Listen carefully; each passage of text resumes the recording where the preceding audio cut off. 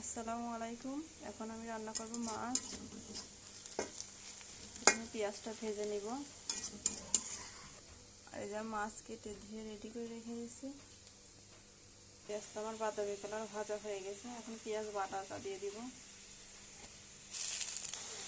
এই জায়গায় সব মশলা আমার দেওয়া আছে, মরিচের গুঁড়া, হলুদের গুঁড়া, ধনিয়া, জিরা, লবণ, সব মশলা আমি দিয়ে দিচ্ছি এর মধ্যে। মশলাটা আমি ভালোভাবে কষিয়ে নিব। আমার একদিন পর আপনাদের জন্য একটা ভিডিও নিয়ে আসছি। মশলা কষানো হয়ে গেছে, মাছটা দিয়ে দিব এখন।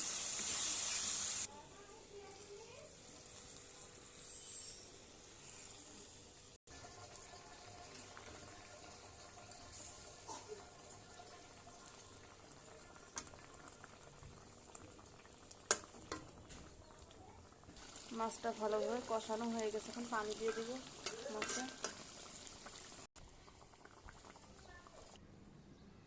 আমার রান্নাটি হয়ে গেছে।